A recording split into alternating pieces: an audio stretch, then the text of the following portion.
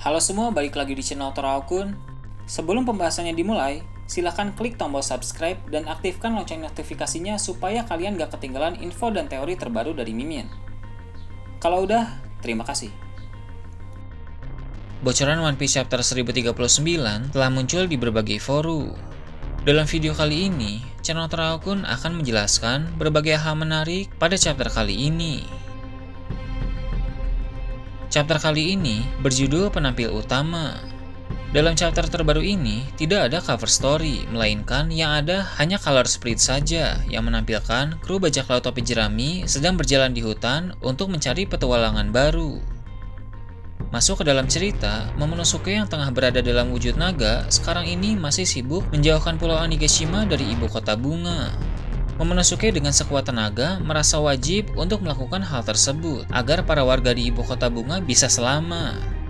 Sebagai putra dari Kozuki Oden dan calon shogun baru bagi Wano Kuni, Momonosuke harus membuat dirinya berguna bagi seluruh rakyat Wano. Pada saat Momonosuke sibuk memindahkan Pulau Onigashima yang sedang terbang itu, dia bisa mendengar ada suatu suara yang memanggilnya. Belum dikonfirmasi dari mana asal suara yang Momo dengar itu, namun sepertinya itu adalah suara dari Zunisha. Seperti yang kita tahu dari beberapa chapter yang lalu, sang gajah purba itu telah mendekati Wano Kuni. Zunisha muncul tidak jauh di belakang kapal-kapal yang dikirim oleh pemerintah dunia. Momonosuke memiliki kemampuan untuk bisa mendengar suara dari Zunisha, bahkan Momonosuke bisa melihat juga apa yang dilihat oleh Zunisha. Mereka memiliki hubungan tertentu yang pasti berkaitan dengan sejarah. Momonosuke juga menjadi orang yang mungkin satu-satunya di dunia yang punya kemampuan untuk bisa memberi Zunisha perintah. Bila benar suara yang didengar oleh Momo itu adalah Zunisha, maka artinya sebentar lagi Zunisha akan mulai terlibat aktif dalam pertempuran Wano Kuni.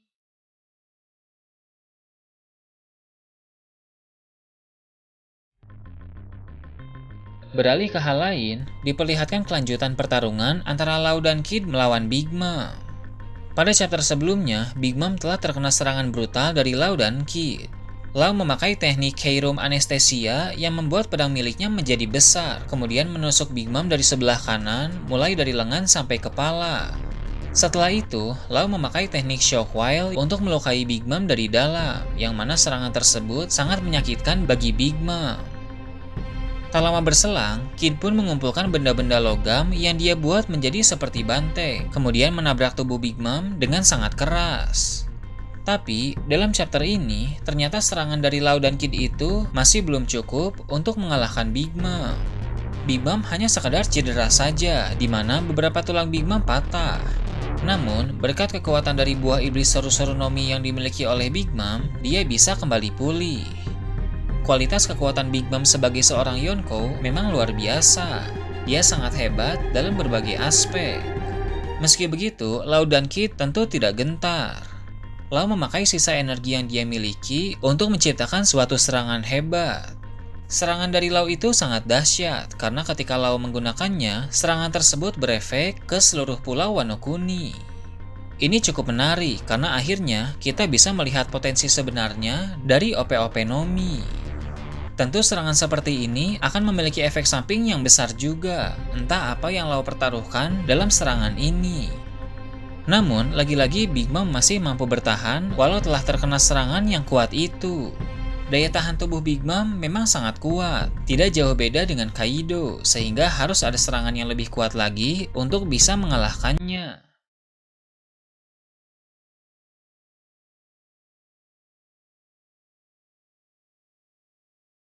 Big Mom masih bisa berdiri dan menantang Kid.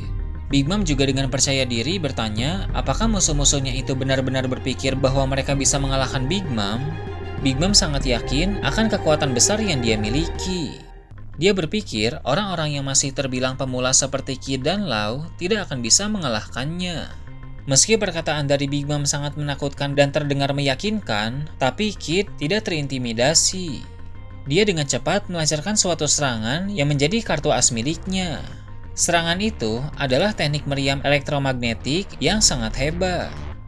Setelah melihat Kid melancarkan serangan tersebut kepada Big Mom, Law pun berkata bahwa era Big Mom akan berakhir di sini. Dengan perkataan Lau itu, dia sepertinya mempunyai cara lain untuk bisa mengalahkan Big Mom. Mungkin jurus hebat yang tadi Lau gunakan bukan jurus terakhirnya, melainkan masih ada jurus lain. Itu berarti potensi OP-OP Nomi yang sudah dia keluarkan belum 100%.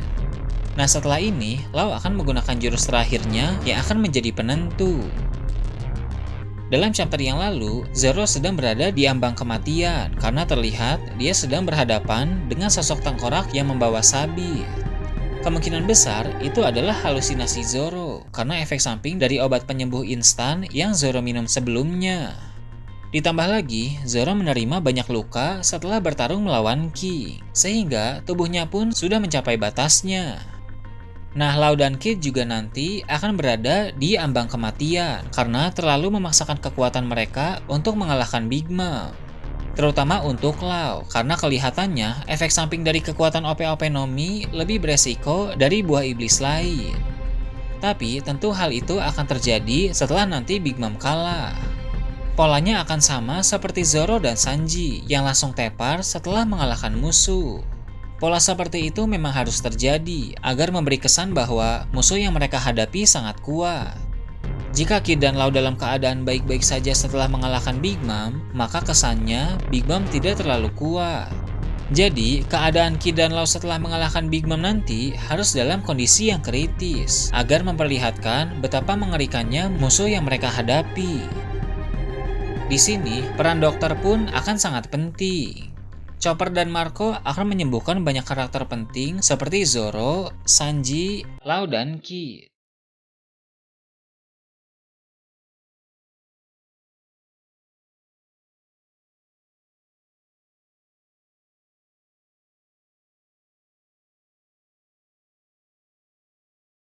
Nah itu tadi berbagai hal menarik pada chapter 1039.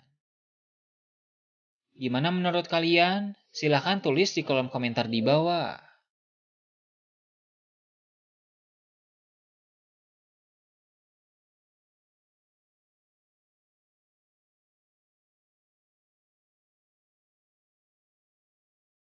Oke, segitu aja untuk pembahasan kali ini. Jangan lupa like, share, dan subscribe untuk video menarik selanjutnya. Gue Torakun, Shambles.